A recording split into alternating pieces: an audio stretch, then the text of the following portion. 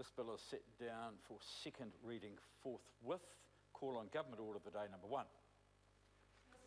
Appropriation 2014-15 Supplementary Estimates Bill. Second reading. Mr. Speaker, on behalf of the Minister of Finance, Mr. Speaker, I move that the Appropriation 2014-15 Supplementary Estimates Bill and the Imprest Supply First for 2015-16 Bill be now read a second time.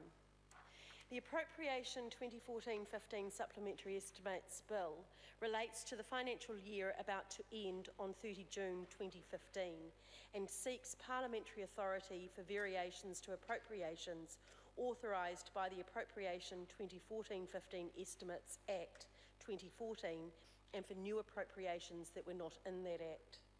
The Imprest Supply First for 2015-16 Bill relates to the new financial year starting on 1 July 2015 and seeks parliamentary authority for supply for government expenditure during the first 2 months of that financial year in advance of the passing of the Appropriation 2015-16 Estimates Bill, which was introduced, of course, on Budget Day.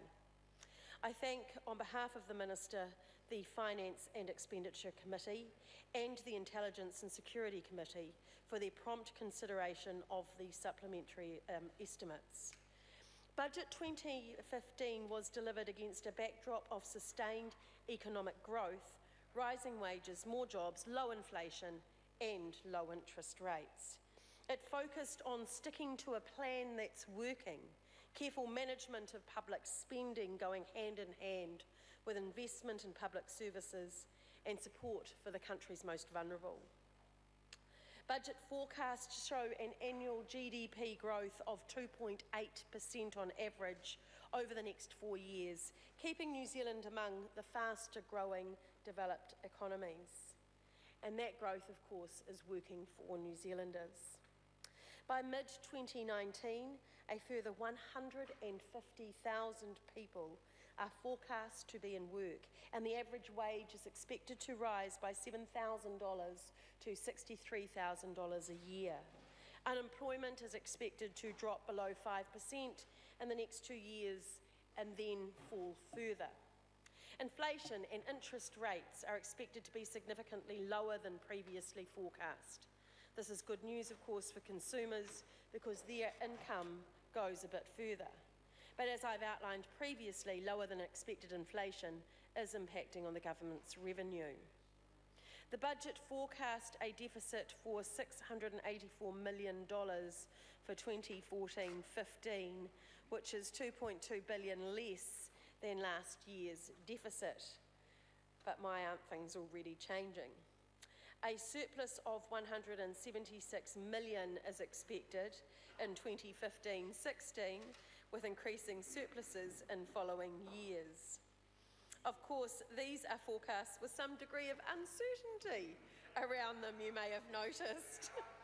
And we saw this with the $448 million surplus in the 10 months to 30 April, around $1 billion better than forecast at the budget. Let me assure the member, I am not excited yet.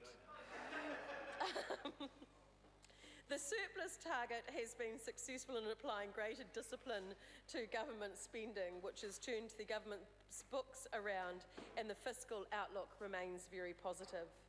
What really matters is the overall trajectory of improvement. We've come a long way from a deficit of $18.2 billion just 4 years ago, following the GFC and Canterbury earthquakes.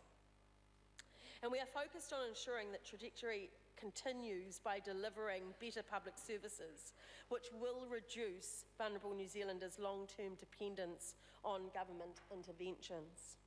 We've got 10 better public service results, and we are seeing improvements. There has been a 38% reduction in youth crime since 2011. The number of teenage sole parents on a benefit has dropped by 40% since 2011, and immunisation rates for Māori are now almost as high as the rest of the population. Budget 2015 builds on that with a $790 million package to reduce hardship among children in New Zealand's poorest families, and as the next step in the government's commitment to address the long-term drivers of deprivation. This package included several important initiatives, such as increased work obligations for sole parents on a benefit, more childcare support for low-income families, a $25 a week increase in benefit rates for families with children, and an increase in working for families payments to low-income families not on a benefit.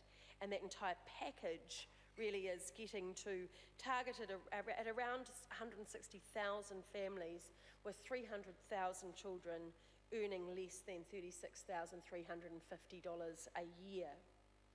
As in previous budgets, we've been able to spend a bit more than this because we've focused on reprioritising spending to programs that deliver results. We've continued to increase spending on health and education, but with a growing focus on the effectiveness of programs for those in need. I won't go through all the budget initiatives here today, but I will highlight on behalf of the Minister a couple of other key programs. Budget 24-15 included a $1.7 billion health package, taking the total annual health spend to $15.9 billion. This included $1.3 billion for DHBs for extra services, cost pressures and population growth. Budget also provided an additional $680 million for compulsory education, taking the annual ECE and schools budget to $10.8 billion. Outside the child hardship package, the budget also provides over $100 million for further initiatives to support vulnerable children. This was a responsible budget, delivered by a responsible government. New Zealand is well placed, but there's more to do. We will relentlessly focus on a strong economy and jobs, continue investing to support families in need, responsibly manage spending and revenue, and increase resilience to global risks. We will build on a plan that's already working. The question is that the motion be agreed to Grant Robertson. That's right, I Mr. nearly Speaker. gave you an honourable, but That's right, Mr. Speaker. I haven't changed that much. Mr. Speaker.